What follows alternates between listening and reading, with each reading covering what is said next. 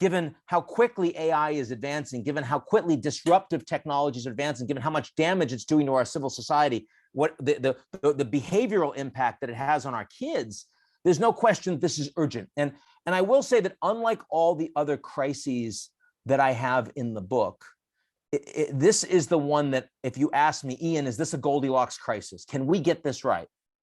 I know we can get the other ones right. I'm not sure on this one.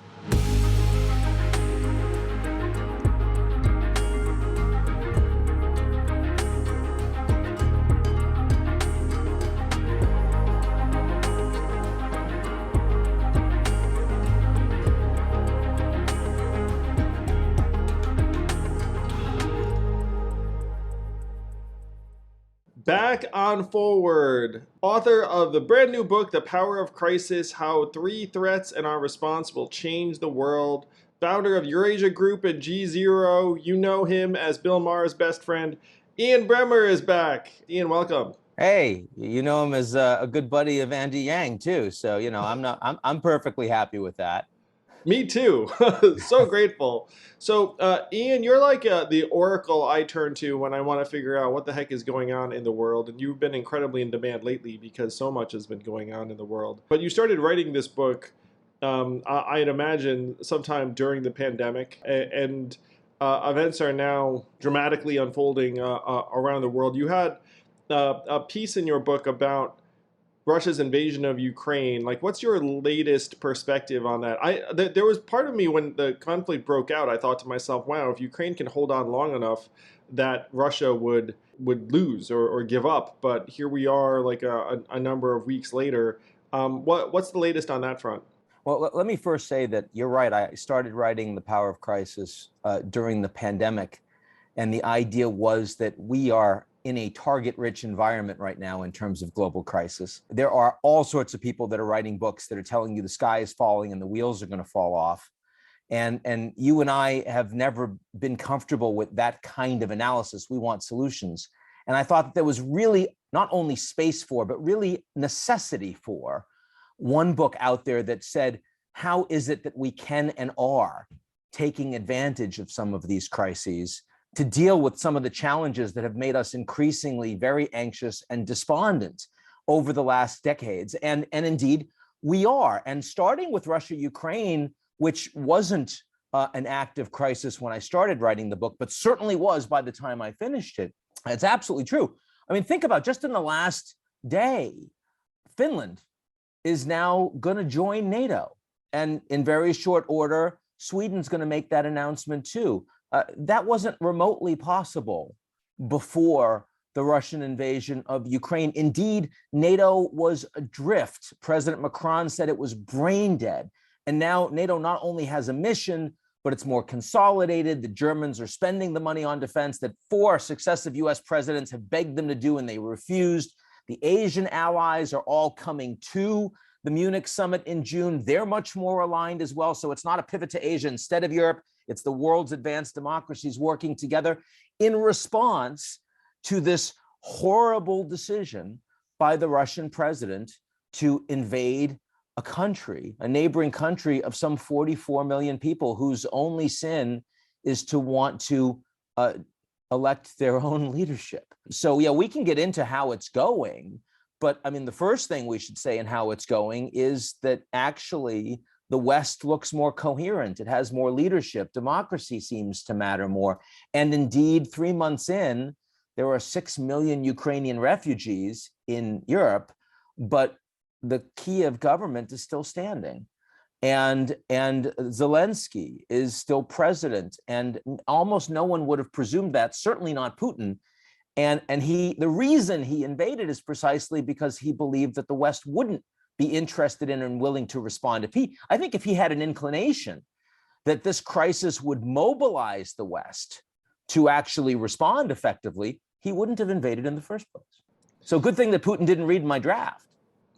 Well, I mean, it seems like he badly miscalculated. I was in D.C. last month and I met with a couple of senators who just come back from Ukraine and visiting the front. They were actually in Poland. I'm not sure if they went through to Ukraine, but they were meeting with the Poles in particular to see how they could be helpful. That trip didn't go to Ukraine. That trip went to Poland. I think they went to They were in Georgia, they were in France, and they were one other. They might have been in Italy too. Yeah, yeah. So you know it well.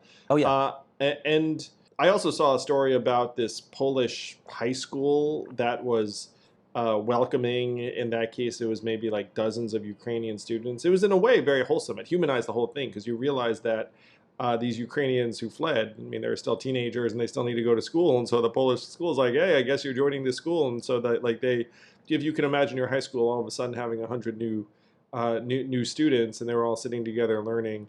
And some of the Ukrainian teenagers were describing how it felt like the safest they'd been in, days or weeks, and like a dose of normalcy.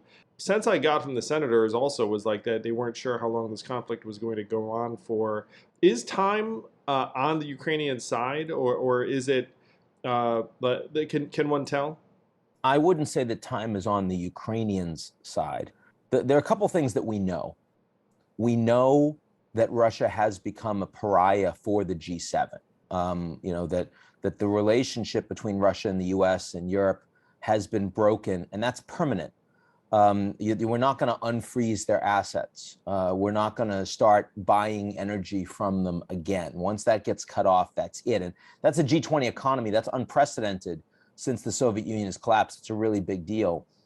We also know that Europe is much more cohesive, that the EU matters a lot more. It mattered more coming out of the pandemic because they responded in a unified way, in a way that the United States, frankly, did not, but also in response to what they see as an existential threat from Russia to all of Europe, not just to Ukraine. It's very real. It's very immediate for them. And that's one of the reasons Macron ended up winning much more easily in the second round once he started a campaign, which was late. Because people recognize, like, we can't have a Eurosceptic president when we're facing this kind of a threat from Russia. It's just we need the EU, and that's a good thing. Even Poland, which was much more Eurosceptic, now you mentioned Poland, they're accepting millions of Ukrainian refugees in their home. They're taking a lead in Europe in wanting more leadership on security and defense, more leadership on economic integration. Those are all positive things for democracy around the world. You want that kind of an example, but let's be clear. I mean, we already know of thousands of Ukrainians that have had war crimes committed against them, tortures, rapes. Oh, terrible. We've seen what's happened in Bucha. We've seen what's happened on the ground in Melitopol. And there's going to be so much more of this. I mean, this is going to be the defining issue for generations of Ukrainians whose lives are being completely uprooted. And the fact is that Russia spends 10 times as much on defense as Ukraine does. So it's true that the West has done a fantastic job, and the Ukrainians have done a fantastic job, very courageous in fighting and ensuring that they can keep most of their country. But this is an act of war, and there's nothing from Putin's speech on Victory Day, so-called Victory Day, May 9th, which in principle celebrates when the Soviets defeated the Nazis. But this year, of course, Putin made it everything but that. There was nothing from that speech that would lead anyone to believe that he's going to back down, that he's going to withdraw his troops, that he's thinking about suing for peace. In fact, they're presently moving towards formally annexing much of the territory that they've already managed to occupy. So I think as we look forward another 3, 6, 12 months, the best possible scenario for Ukraine is that they manage to fight the Russians to pretty much a draw, and we get a frozen conflict. And then the West and maybe others, maybe even the Chinese, who have privately said to many people that they'd be interested in potentially sending peacekeepers if we could get a ceasefire. There is a possibility that you could get a frozen conflict that leaves the West much stronger and much more cohesive, and constrains this unacceptable, unspeakable damage that's been done to the Ukrainian people.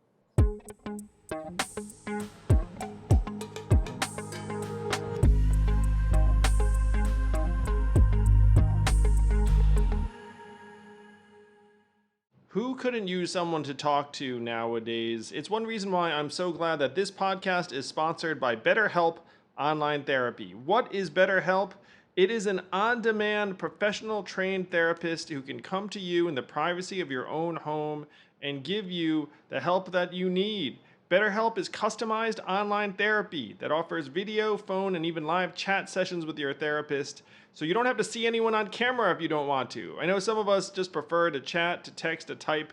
It's like that, but there's a human on the other end who will give you the not just listening with the feedback, the guidance, the therapy that a lot of us could use, frankly. It's much more affordable than in-person therapy, and you can be matched with a therapist in under 48 hours. This podcast is sponsored by BetterHelp, and Forward listeners get 10% off their first month at betterhelp.com/yang. That's BETTERHELP.com/yang.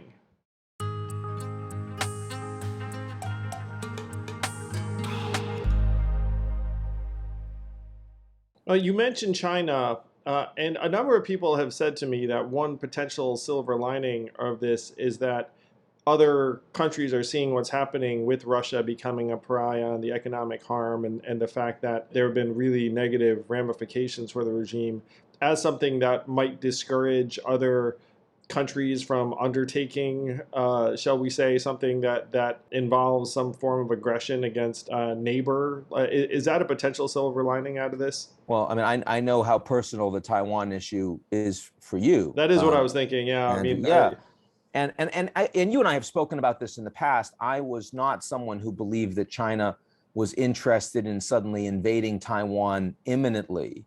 But certainly that is an enormous point of not just friction, but direct confrontation between the United States and China, between the West and China. We have said that we will defend the Taiwanese, and Biden says it, and then the U.S. walks it back a bit because in principle we're not supposed to make that formal statement, but instead help the Taiwanese defend themselves. But I think the Chinese have seen very clearly two things. First, they've seen that in response to Ukraine, which is much less strategically important to the U.S. than Taiwan is, in terms of the nature of its economy, the advanced nature of its democracy, the critical importance of its semiconductor production. They say, look at what they did in Ukraine. Clearly, the level of commitment to Taiwan is likely to be greater than we saw before. And when Putin met with Xi Jinping on February 4th, 20 days before the invasion, back in the Beijing Olympics, and he basically said, they announced this great friendship without limits. And he said, look, I'm going to attack Ukraine. And it wasn't talked about as a war. It was talked about as a special military operation because Putin was convinced that the Ukrainians weren't going to fight, that the Russians were just going to go in and take Kiev, and Zelensky would be out of a few days, maybe 2 weeks max.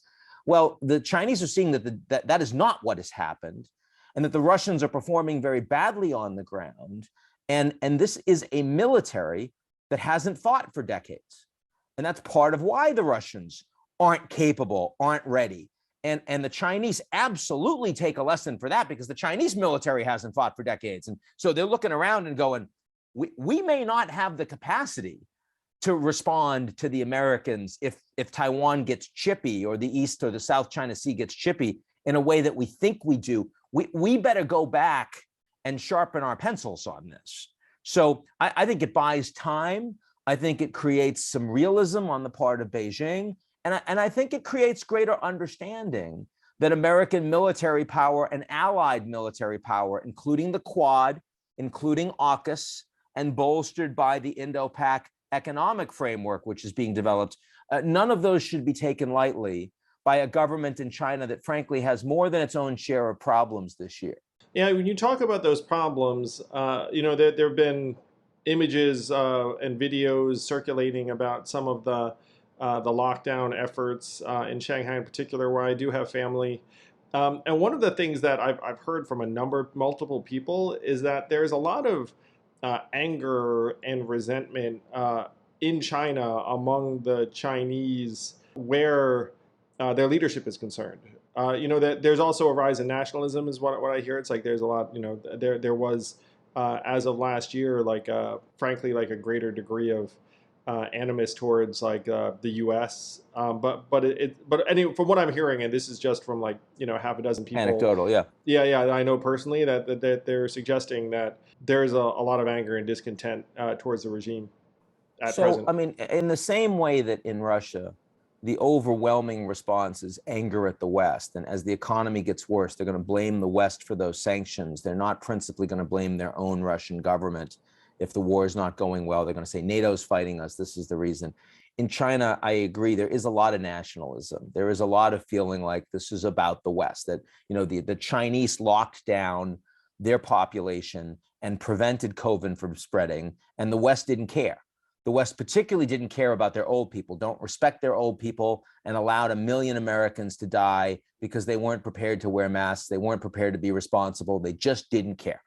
And they see that as a failure of Western governance. So I would not underestimate the importance of nationalism, especially because that message is bolstered on social media by state-linked actors and bolstered on state media every day, every morning, every night.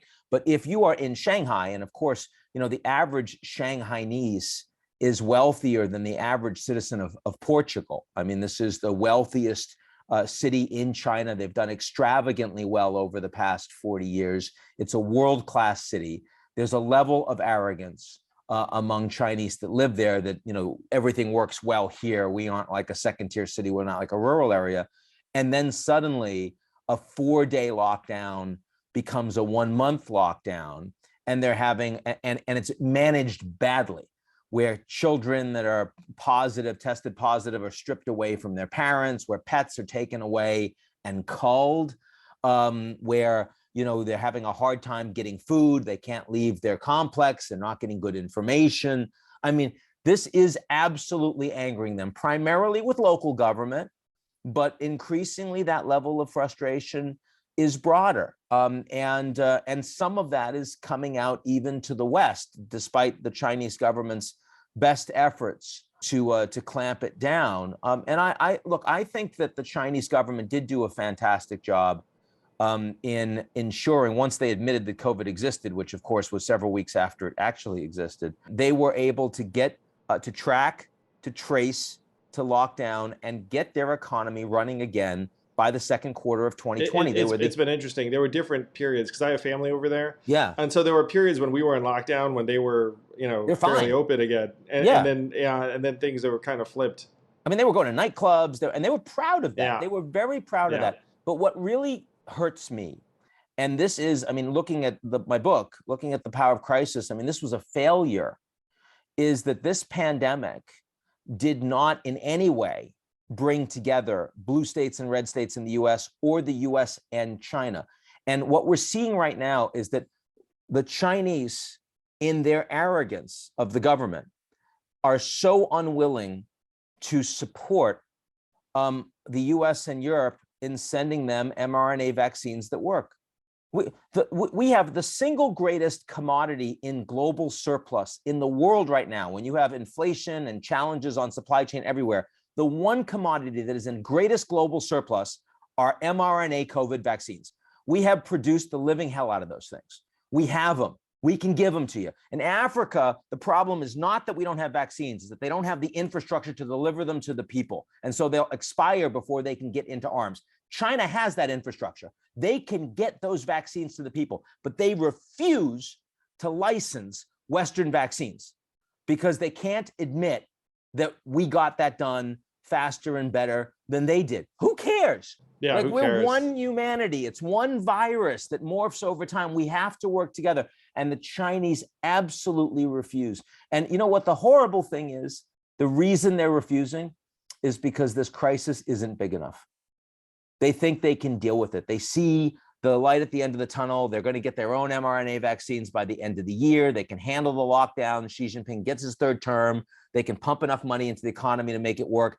They're too stable. They're too rich to actually, and the crisis was too small. COVID didn't hit them bad enough to require us to get beyond ourselves and work together as one people. Yeah, that is the theme of your book, which I enjoyed a great deal. And it opens with a story that I did not know, which is of Reagan and Gorbachev getting together. And then Reagan asks him a question, is like, hey, if aliens invaded and we were fighting them, would you help us? And then Gorbachev's like, sure, I would. And then Gorbachev shares the story later. And then decades later.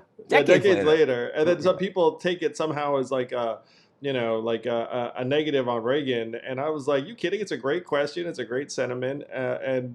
I'm really glad that that was like a bonding experience for them. And I felt like a lot of your book was around like, okay, what are the aliens of today? Yes, that's exactly, that turned out that Reagan was apocryphal. He was decades ahead of his time. Because if you talk today about COVID, or you talk today about climate change, or you talk about the potential of World War III with the Russians rattling their nuclear sabers against the West, these are the conversations that we have to be having. Okay, well, none of us want this to happen. And so, no, we don't trust each other. Democrats and Republicans, we don't like each other. We're really dysfunctional right now. Americans and Chinese, we don't trust each other. We're trying to contain each other. But I mean, if you're facing this kind of an imminent existential crisis, wouldn't you, just like Gorbachev, be willing to set aside your differences to fight the aliens? And the answer has to be yes. The answer has to be yes. And the fact that the answer hasn't even been yes in the United States between Democrats and Republicans, which is why you started your new party, right? I mean, you're one of the very few Americans that not only, a lot of people are angry about this, but how many people are willing to try to do something to respond to it? Well, why did we get Andrew Yang? I mean, you could have done lots of other things. I ask myself that same question every day. Well, I mean, we got you because the American political system was increasingly broken and dysfunctional for decades. And you said, okay, I'm going to do something about that.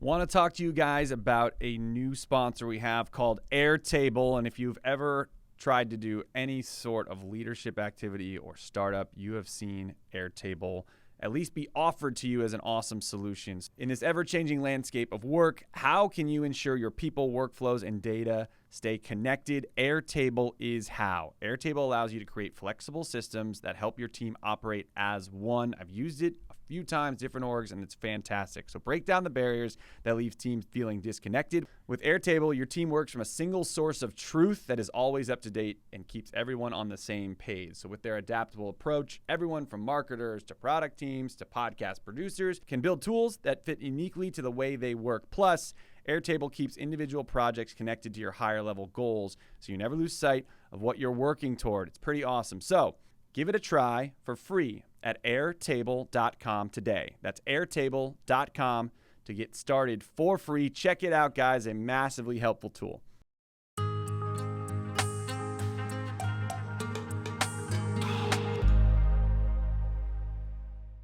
So that's one of the scenarios you or the concerns you lay out in your book around the fact that, one, you have this U.S.-China rivalry, and two, you have this polarization in the U.S. That may keep us from being able to come together and get things done.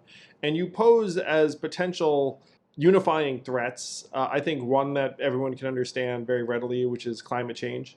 And one of the things I love about you and the book is that you are ultimately very constructive and positive, saying, look, like, if you wanted to, you could have green Marshall Plan that applies not just in one part of the world, but actually creates the right incentives for both developed and developing countries to start meaningfully addressing climate change. Well, the Indian government India did not have a spring this year. They have wet bulb temperatures that are unsustainable and unlivable for over 1 billion people of their 1.4 billion outside, which means that the combination of heat and humidity is so great that the body cannot cool itself. You can't, you've got laborers that are not allowed to work after 10 a.m. because literally they wouldn't be able to survive in those conditions. 1 billion of India's 1.4 billion. And that's because of climate change. It's unprecedented. It's the hottest March and April on record in India. It's only going to get worse. And the Indian government's response is, we cannot and will not turn away from the coal that we need to ensure that we have energy, to ensure that we can cool our buildings, unless you guys, the rich countries that put all the carbon in the atmosphere and got us here, are willing to do something about it. And who blames them? Who would possibly blame them? Now, the constructive piece of this is that after largely ignoring this issue for decades, We aren't ignoring it anymore. The constructive piece of this is that the world's banks that have a longer term perspective, because they have portfolios that are, 10-year horizon, understand that they can't get a return from thermal coal. And so they're overwhelmingly investing in renewables and in new generation nuclear, so much so that the cost at scale of these new technologies to deliver energy are starting to become much cheaper than fossil fuels. So as I look forward, Andrew, 2045 latest, I think a majority of the world's energy will no longer come from oil and gas and coal. 5 years ago, no one would have said that. And that is a direct response to crisis. And it's despite the fact that the Americans are divided and dysfunctional. It's despite the fact that the Chinese don't trust the Americans and vice versa, because everyone on the planet sees this as a problem. So young people came out and they said, we're not going to buy from you as companies unless you take this seriously.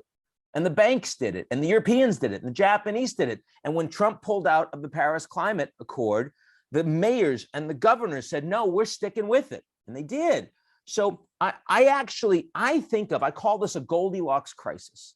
It's not so big that you're despondent because you know you have no shot, and so you just curl up in a ball. And it's not so small that you couldn't be bothered. And climate change actually is a Goldilocks crisis. It's exactly the size that shows humanity that if we get our act together and focus, we can save the planet.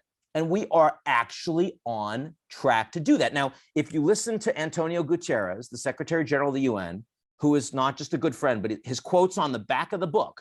So you would kind of wonder, well, wait a second. When he talks publicly, he's not as optimistic as Ian is. What's going on here? Well, no, of course not, because you can't have the world leaders act as if mission is accomplished, because then we'll stop.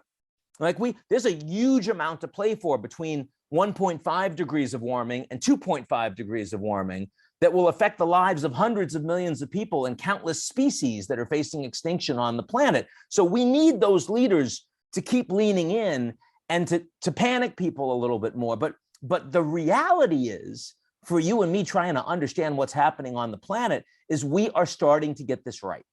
Wow. And I think that's an incredibly inspiring and hopeful message. It is interesting you characterize that, because it's true. We all have roles to play. And if a government leader or someone like Antonio was like, hey, we're in great shape, then the urgency diminishes. Yeah, look how much we've done.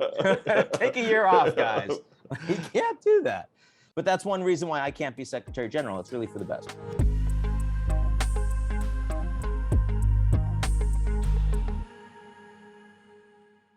So the next solution you propose, which is something that I'm 1,000% for, we're talking about it back during my presidential campaign. I know, is the World Data Organization. And so people know that I'm passionate about the fact that our data is getting sold and resold, and it's not just here in the US. In the US, if you had to put a number on it, it's over $200 billion a year in revenue from our data. Good times. If you look at the market caps of Facebook/Meta as an example, I mean, most all of that is on the backs of our data, and their market cap is, over $1 trillion last I checked. So this is an outgrowth of advancing technology and developing AI that you see as potentially another crisis that could bring governments together. Yeah, look, our institutions increasingly don't work.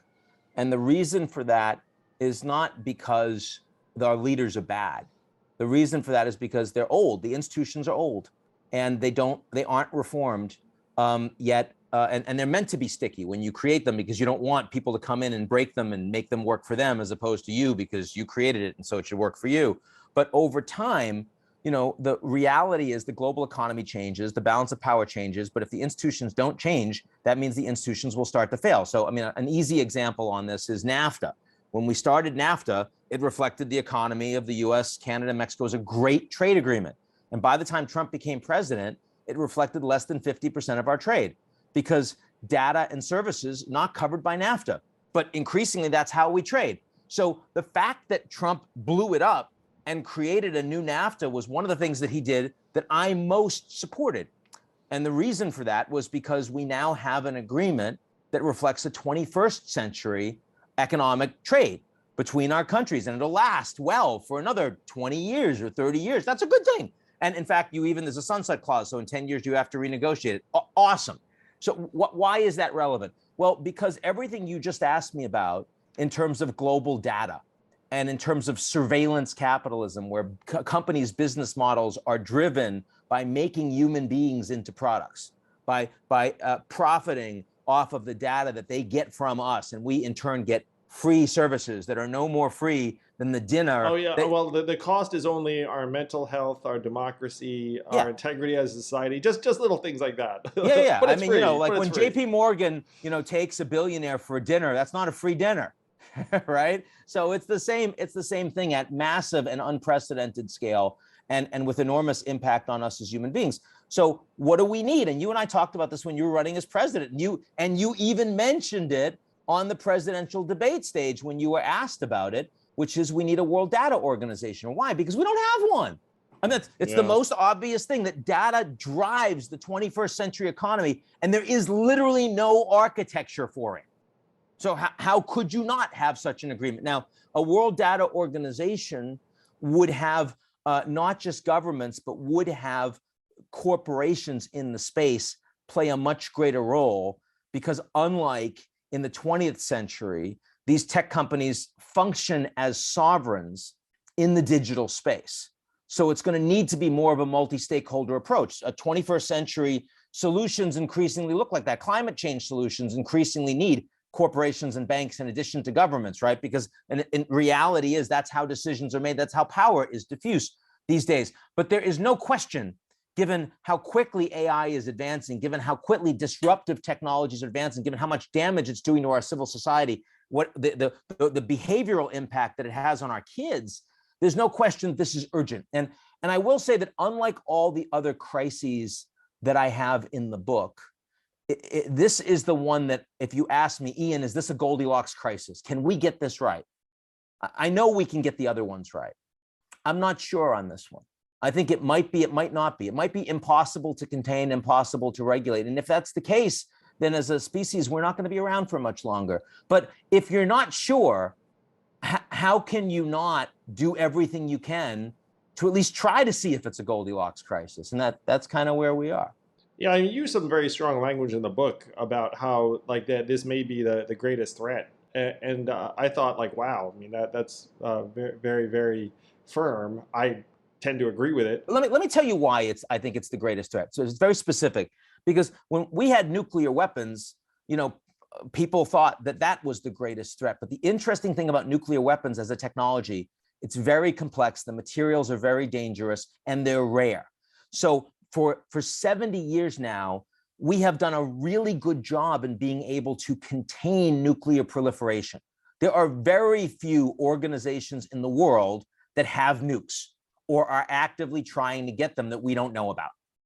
But when we talk about these disruptive technologies that are world threatening, like cybersecurity, offensive cyber weapons, or like lethal autonomous drones, right? I mean, these are weapons that are going to proliferate maximally. Rogue states, criminal organizations will have access to these weapons within a decade. And so there is a much greater level of urgency to try to regulate their use, to nudge those that have influence over them, because we know we're not going to be able to simply stop them. And the advances in artificial intelligence, when we talk about the algorithms that are literally injected into our mental, our neural bloodstreams without testing them first, with no idea how they're going to impact social interactions. The only reason we do it is because we know that that's what happens to make money for the companies. Like, that's not sustainable. It's clear that's not sustainable. Oh yeah. You had a passage in the book that really struck me, where you said, look, if everyone knows who the strongest is, then the incentives for conflict goes down, because you're like, you know that, let's say in this case, the U.S. is the most powerful. But if you have a world where you can have destructive AI and cyber warfare tools in the hands of rogue actors and the rest of it, then it just becomes a lot muddier, and the landscape becomes less rational and clear. And so you wind up inviting new forms and sources of conflict. Oh yeah, I remember when ISIS, after the second Iraq war, and ISIS rises up and they take Mosul, which is the second largest city in Iraq, and they grab $800 million of bank reserves, my immediate worry is, oh my God, I hope they don't know anyone that knows how to code. Because with that kind of cash, if they really wanted to disrupt or destroy the West, they would have a shot. And it turned out they just didn't have that background. They just, I mean, they did some rogue websites that allowed them to make some money on fake advertising. They did one that, mimicked a Mercedes-Benz site, but they really didn't have that capacity.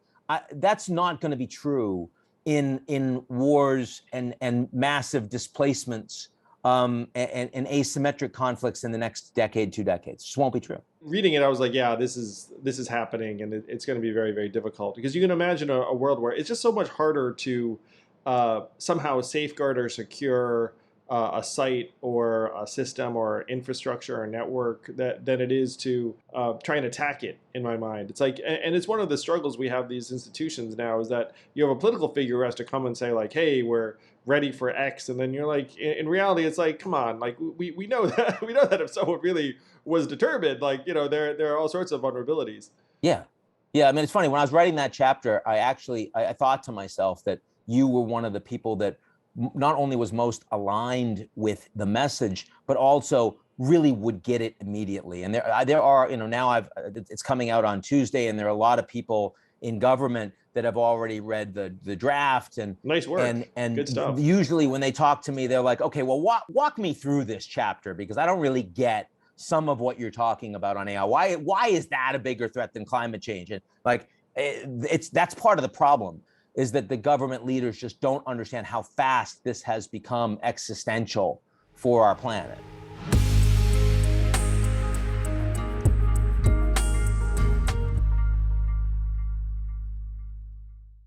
I feel like the EU is the furthest along in terms of its data protection, its regulatory approach. Many people think that they're quite adversarial with big tech. They're looking at having a tax regime that it includes data.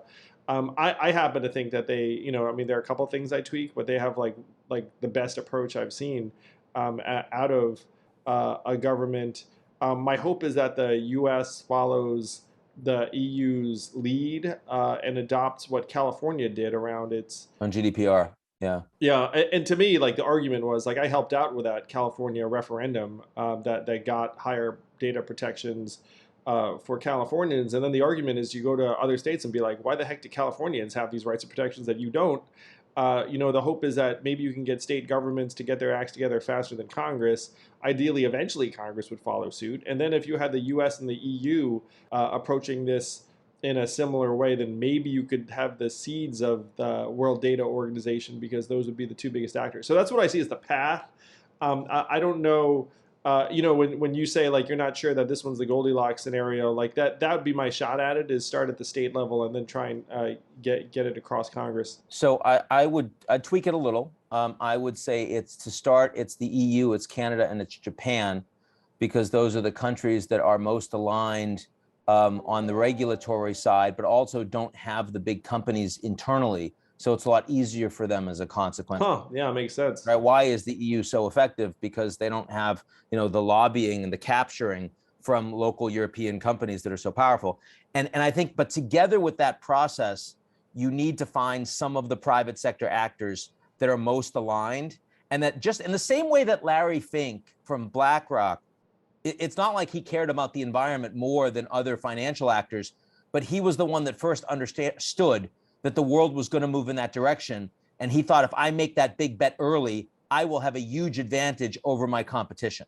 So if you can convince a couple of the tech players that, no, the world is going to move in this direction, you're going to need to treat data very differently. And if you're first, you'll actually have the ability to play a much bigger role.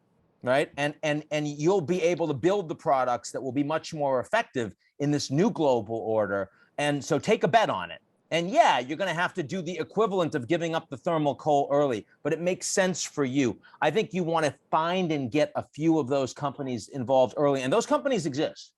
And I think if you do that, then you have a really good shot of getting the Americans on board. Now, here's one problem is, what do you do with the Chinese? Because there is a credible argument here that the reason why you can't regulate the American companies too hard is because the Chinese are at parity with the United States in a lot of these disruptive technologies. And if you do anything that weakens the American companies, the Chinese will simply end up with the dominant model. And so if you can't find a way to engage the Chinese on disruptive technologies, then this whole thing may be a fool's errand. And so there, I think you have to, as you're building the World Data Organization, you have to find at least individual chapters of WDO accession that the Chinese are willing to engage in, and you're willing to give them a shot of engaging in, because we all understand that otherwise we're heading to war.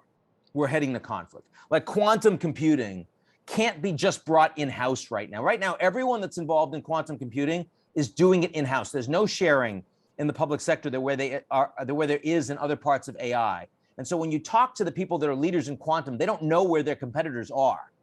And the danger is that, in the next 10 years, if someone builds an advanced quantum computer, that could make all cryptography obsolete. Yeah. And if the Chinese suddenly unveil that, or the Americans do, then suddenly the other country, is hugely on the back foot and would have reasons to engage in preemptive strikes. Because you just don't catch up at that point. You get to be the superpower, the AI superpower, like forever, and create all the rules. And we should want to avoid that kind of sudden insecurity on the part of powerful countries. So this is a really challenging one, but I think that the way you're thinking about it is exactly right. And I'd like to believe that that more people focusing on this issue will get us to better solutions, which is why I wrote about it. Yeah, I know you and I, it seems like we've both been influenced by and in touch with Kai-Fu Lee, who writes about this competition. So China has a couple of structural advantages in that they have more access to more data, and the government has a tighter relationship with their big tech concerns. I'm told the Chinese government actually invests directly in compute infrastructure where they're just islands of servers. It sounds very dystopian, like very matrixy. But it's working for them. Oh yeah, it's smart. Yeah. It's like they see AI as a crucial arena of competition, both militarily and economically. And like you said, in the U.S., our efforts are almost entirely company-led. And you want to avoid this sense of like an AI arms race, but that is what it feels like. Yeah, the problem is that directionally right now we're heading more into a Cold War with the Chinese on AI. And in part, that's because of the way we define national security a little more broadly than perhaps we should on some of these issues. So, the fact that we thought that, well, even TikTok potentially was something we need to get out of the United States because it means the Chinese have access to our data. That it's just different than Huawei, and we should treat it as such, and be clear with the Chinese. But secondly, because the Chinese themselves, for different reasons, kept out the Facebooks and the Googles from their country. And so some very powerful players in the United States don't see any utility in interdependence with China because they don't have it. And so they're willing to drive in a much more strategically competitive direction than the American Chamber of Commerce would on issues of manufacturing and services and the like. So those two things make it harder to have a global response. And if your response is we're going to regulate AI really well in half of the world's economy, that's not going to fix your problem. Yeah, it's true. Because every one of the crises that I'm talking about in this book don't work unless you have global agreements. You can't, like the pandemic. If you manage the pandemic really well in China for the first year, but the United States and Europe says, well, who cares? Then it's coming back with much more transmissible variants. And frankly, like if I were the Chinese government looking at that, that would aggravate me. Well, I was just imagining a scenario where you actually did get the U.S. and China to the table and they agreed on certain guidelines for AI. The fact is, I think both sides wouldn't believe the other side's actually going to follow through. And that's right. They would just, so that would be a very, very difficult one. And when you describe a scenario where someone announces, hey, guys, guess what? We cracked it. Like quantum computing, we could collapse your financial system tomorrow if we felt like it. And then the other side looks at it and is like, I guess we should do something to that capability. Yeah. That's the knee-jerk response. Yeah. So you want to worry early before this becomes something that feels imminent and therefore feels powerful and enticing to these governments. And this is the right time to be addressing that issue. And I am convinced that there are areas of AI and there are areas of disruptive technologies where you can get cooperation, even between the United States and China, but certainly between the Americans, Europeans, Japanese, and that matters a lot. So glad that you're raising both the alarm and hope on what I agree with you are the most important issues of our time. I'm not sure if we would have had pandemic on the list pre-COVID, though you did very correctly note it's like, look, people have been talking about a pandemic for years and years, but before this one hit, and that we're going to have others. Climate change, I think everyone gets. Disruptive technology, not everyone gets, but more and more people are waking up to it. Really grateful that you're actually, championing international collaboration, which were things that when I was running for president, I said, look, the biggest problems facing us, we can't tackle alone. Yeah, we can't. It's true. And, again, I kind of feel like if I look over the next few months and people talking about this book, and I'm looking at who else is out there that is actually looking at these crises through a lens of they give us the opportunity to actually change some of the things that are really worrying us. That's not what I'm seeing. I'm seeing a whole bunch of dystopian, the sky is falling, everything's going to hell. And by the way, not my problem. It's because of them. It's because of those bad people. It's not the Democrats, the Republicans' fault. It's not the Republicans, the Democrats' fault. It's not the Americans, the Chinese' fault. It's not the Chinese, the Americans' fault. Like that, there is enough of that. If that is the message you want, you can go anywhere for that. Anywhere to get that. But if you want like a what we're going to do about it, I think that, you come here, you talk to me, you talk to Andrew. I think that you'll at least be a little bit less insane. And that's a helpful thing. Oh, yeah. I actually have some real hope and optimism about a reorientation or realignment of American politics faster than most people think possible. There is a lot of negativity right now. I agree. But I'm seeing seedlings of optimism and hope and action orientation. Things can change faster than most people think possible. Unfortunately, when you say that, like that's both bad as well as good.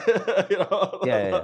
Like some of the changes you're going to be like, whoa, that got away from us pretty quick. But I also think some rapid positive change is also possible in a way that might not have been true not that long ago. But your approach also, which I really appreciate, is hopefulness and optimism coupled with a willingness to fail fast. Like you are not someone that continues to try to beat down a wall if it's not working. You're like, okay, that doesn't work. I'm going to try this instead. And that we need to do that. This is going to be responding to crises effectively is also a period of profound experimentation and rigorous analytic intent that when something isn't working, you say, okay, that's fine.